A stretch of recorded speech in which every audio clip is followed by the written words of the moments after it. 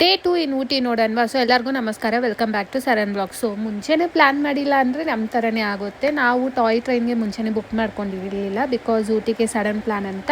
So ಬೆಳಗ್ಗೆ ಬೇಗ ಎದ್ದು ಕ್ಯೂ ಅಲ್ಲಿ 1-2 ಅವರ್ಸ್ ನಿಂತ್ಕೊಂಡು ಕೂಡ ನಮಗೆ ಸಿಕ್ಕಿದ್ದು 5:15 ಟ್ರೈನ್ಗೆ. ಸೊ ಅದಕ್ಕೆ ನಾವು ಪ್ಯಾಕೇಜ್ ಮೂಲಕ ಬೇರೆ ಪ್ಲೇಸಸ್ ನೋಡೋಣ ಅಂತ ಹೋಗಿದ್ವಿ. ಸೊ ಪ್ಯಾಕೇಜ್ ಬಂದು 2500 4 ಮೆಂಬರ್ಸ್ಗೆ.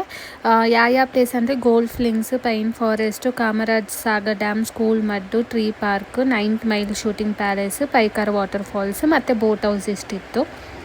ಸೊ ಫಸ್ಟು ನಾವು ಹೋಗಿದ್ದೆ ಗೋಲ್ಡ್ ಫ್ಲಿಂಗ್ಸ್ ಬಂದು ಔಟ್ಸೈಡ್ ವ್ಯೂ, ಒಳಗಡೆ ಅಲೋ ಇಲ್ಲ, ಜಸ್ಟ್ 5 ಮಿನಿಟ್ಸ್ ನೋಡಿಕೊಂಡು ಅಲ್ಲಿಂದ ನೆಕ್ಸ್ಟ್ ಪೈನ್ ಫಾರೆಸ್ಟ್ಗೆ ಹೋಗೋಣ ಅಂತಿದ್ವಿ.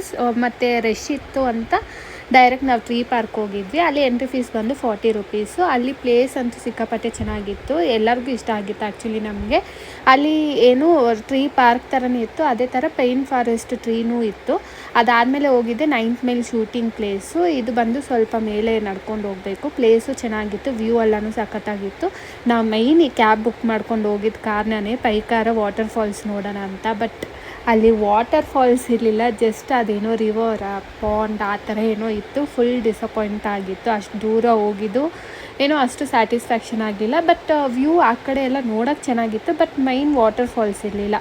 ಸೊ ಅದಾದಮೇಲೆ ಬರಬೇಕಾದ್ರೆ ಪೈನ್ ಫಾರೆಸ್ಟು ಎಂಟ್ರಿ ಫೀ ಬಂದು 40 ರುಪೀಸು. ಅದು ನೋಡಿಕೊಂಡು ಸೀದಾ ನಾವು ಬಂದು ಟಾಯ್ ಟ್ರೈನ್ಗೆ ಹೋಗೋಣ ಅಂತಿದ್ವಿ, ಬಿಕಾಸ್ ನಮಗೆ ಟಾಯ್ ಟ್ರೈನ್ 5:15ಗೆ ಇತ್ತು ಅಂತ. ಸೊ ಅದು ನಿಮಗೆ ನೆಕ್ಸ್ಟ್ ವೀಡಿಯೋದಲ್ಲಿ ತೋರಿಸ್ತೀನಿ. ಬಾಯ್ ಬಾಯ್.